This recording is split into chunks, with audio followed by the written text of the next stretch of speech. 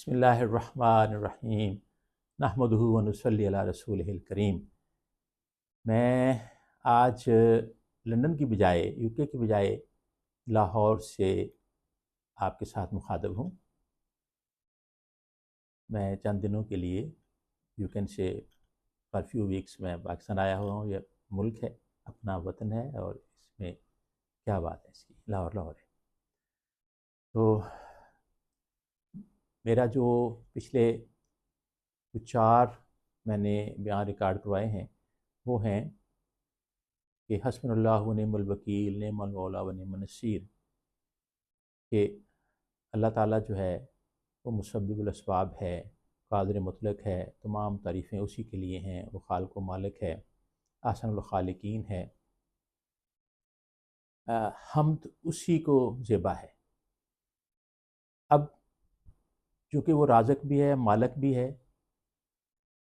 تمام جہانوں کا پالنے والا ہے، تو اگر ہم کہیں کہ وہ بس وہ کارساز ہے اور ہم بیٹھے رہیں اور سارا کچھ ہمیں مل جائے، ایسا ممکن نہیں ہے۔ اس نے ہماری تخلیق اس طرح کی ہے کہ ہاتھ، پاؤں، عقل سلیم اور قرآن پاک جیسی کتاب اور پیغمبر اور ائمہ علیہ الصلوۃ والسلام ہماری تربیت کے لیے بھیجے۔ اس لیے ہمیں دعا کے ساتھ دعا بھی کرنی چاہیے۔ دعا ہے کہ اللہ تعالیٰ سے مدد مانگیں، اور دعا ہے کہ اللہ تعالیٰ نے جو آپ کو نعمتیں بخشی ہیں، ہاتھ، پاؤں، آنکھ، کان، سارا کچھ، تو اس کو بروئے کار لا کے اپنی جتنی بھی فورسز، جتنی بھی طاقت اللہ تعالیٰ نے دی ہے، وہ ہم ساری استعمال کریں، اور پھر دعا کے لیے ہاتھ پھیلا دیں کہ اے میرے مالک، جس طرح نبی پاک صلی اللہ علیہ وآلہ وسلم نے سب کچھ لا کے جمع کر کے ہر غزوے میں رکھ دیا اور پھر اللہ تعالیٰ سے دعا فرمائی، تو پھر کامیابیاں تو آتی ہیں۔ ہاتھ پر ہاتھ دھر کے بیٹھ کے تو سوچ لینا کہ اللہ کارساز ہے، وہ سب کچھ کرے گا، یہ اللہ کی سنت کے خلاف ہے۔ کر وہ سب کچھ کر سکتا ہے، لیکن ایسا نہیں ہے۔ تو میں آپ کو پہلے جنگ احد کا اسی سلسلے میں ایک حوالہ دینا چاہتا ہوں کہ جنگ احد میں احد پہاڑ پروٹیکشن کے لیے نبی پاک صلی اللہ علیہ وسلم نے اپنے بیک پہ اس کو رکھا، اور سامنے سے جو کفار کا لشکر تھا اس کا مقابلہ کرنے کے لیے تیار ہوئے۔ البتہ وہاں ایک گھاٹی تھی احد کے ساتھ، تو وہاں سے دشمن کے حملہ کرنے کی حکمت عملی وہ بنا سکتا تھا دشمن۔ تو آپ نے اس پہاڑی کے اوپر 40 تیر انداز کھڑے کر دیے اور ان کو حکم دیا کہ جنگ چاہے ہم جیتیں یا ہاریں، آپ نے یہاں سے نہیں ہلنا۔ تو جو نبی دے وہ لے لیں، جس سے منع کریں اس سے منع ہو جائیں، یہ ایک اللہ کا قانون ہے۔ جنگ ہوئی اور اللہ تعالیٰ نے مسلمانوں کو، نبی پاک صلی اللہ علیہ وآلہ وسلم کو کامرانی نصیب فرمائی۔ اب صحابہ اکرام جو جنگ لڑ رہے تھے وہ مال غنیمت اکٹھا کرنے میں مصروف ہو گئے، اور اپنی تلواریں اور سارا کچھ انہوں نے نیام میں رکھ لیا اور ریلیکس تھے کہ جنگ جیتی جا چکی ہے۔ جب وہ صحابہ جو 40 مقرر کیے تھے نبی پاک صلی اللہ علیہ وآلہ وسلم نے، انہوں نے کہا کہ کہیں ایسا نہ ہو کہ ہم یہاں رہ جائیں اور مال غنیمت سارا وہ دوسرے صحابی لے جائیں، جو کہ ایسا نہیں تھا۔ نبی پاک صلی اللہ علیہ وآلہ وسلم عادل تھے، انہوں نے سب کو حصہ دینا تھا، اور انہوں نے بھی وہاں سے وہ جو جگہ تھی وہ چھوڑ دی۔ خالد بن ولید اس وقت وہ اسلام نہیں لائے تھے، جنرل وہ بڑے اچھے تھے، تو انہوں نے بھانپ لیا، دور جا کے انہوں نے اپنے کچھ ساتھی اکٹھے کیے اور اوپر سے دور سے وہ چکر لگا کے اس گھاٹی سے انہوں نے حملہ کر دیا، اور بالکل ایسا اچانک حملہ کہ بہت سے صحابہ اکرام شہید ہوئے، اور کچھ لوگ ڈٹ گئے، اور انہوں نے نبی پاک صلی اللہ علیہ وسلم کہ گھیرا بنا لیا، لیکن انہوں نے کفار نے پتھروں کی بارش کی اور نبی پاک صلی اللہ علیہ وسلم کے دندان مبارک شہید ہو گئے اور وہ آپ ایک کھائی میں گر گئے۔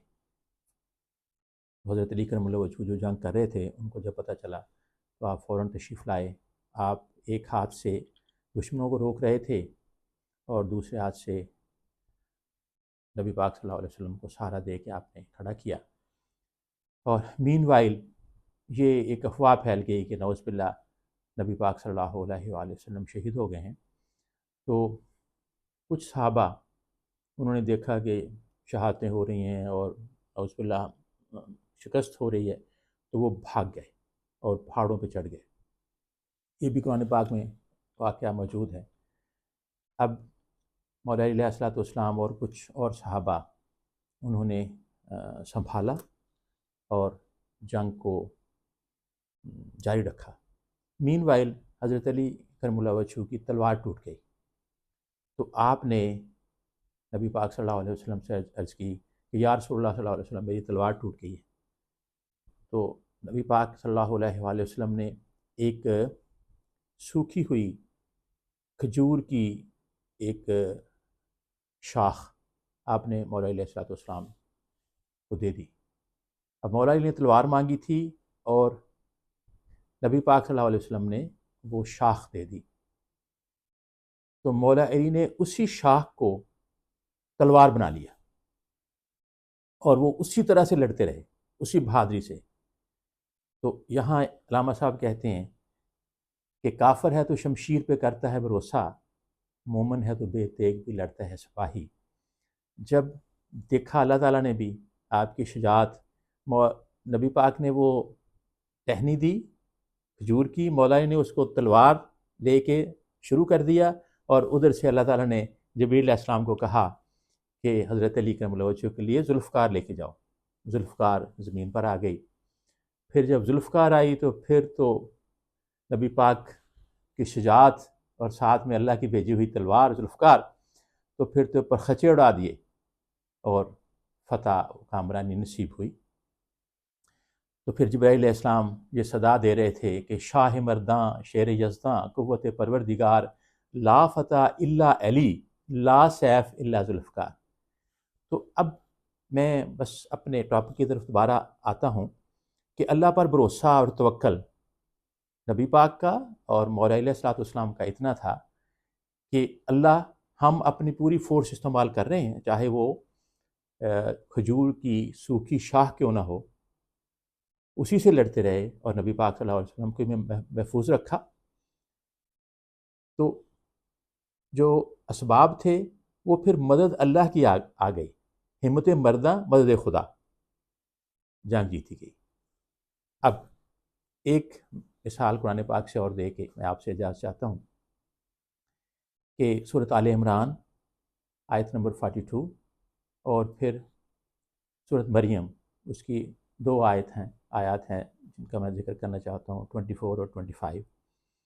اس میں حضرت مریم سلام اللہ علیہا، جو کہ بہت ہی اللہ تعالیٰ کی زہد و تقویٰ کی مالک، اور اللہ تعالیٰ نے ان کو بہت پسند فرمایا، ان کی پاکیزگی اور ان کی جو عبادت تھی اس کو اپریشیٹ کیا گیا، اور اللہ تعالیٰ نے کہا کہ بی بی آپ کو فرشتے کے ذریعے آپ کو یہ بشارت ہوئی، حضرت عیسیٰ علیہ الصلوۃ والسلام کی، وہ واقعہ آپ نے سنا ہوا ہے۔ تو جب ولادت کا وقت آیا تو اللہ تعالیٰ نے کہا کہ بیت المقدس سے کہ مریم آپ یہاں سے دور چلی جائیں، اور آپ کے لیے ارینجمنٹ ہوا ہے، وہ ایک ایسی جگہ تھی کہ وہاں کھجوریں تھیں، اور وہاں اللہ تعالیٰ نے اپنے حکم سے ایک چشمہ جاری فرما دیا، اور حضرت بی بی مریم سلام اللہ علیہ سے کہا کہ آپ یہ جو تنا ہے کھجور کا جو آپ کے قریب ہے، اس کو آپ نے ہلانا ہے۔ اب اللہ تعالیٰ نے چشمہ پیدا کر دیا وہاں، اور بی بی کو کہا کہ آپ نے تنے کو ہلانا ہے اور آپ کے اوپر تازہ خرمے گریں گے۔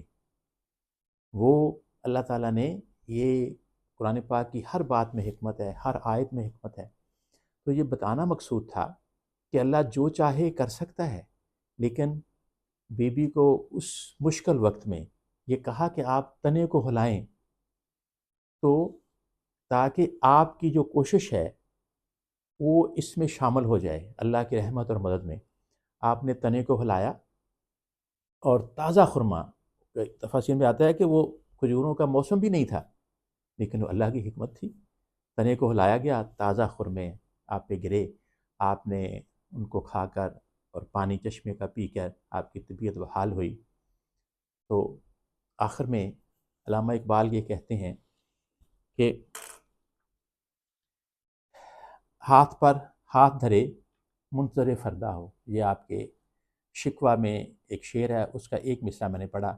اس کا مطلب یہ ہے کہ فارغ بیٹھ کے آنے والے کل کا انتظار نہ کرو۔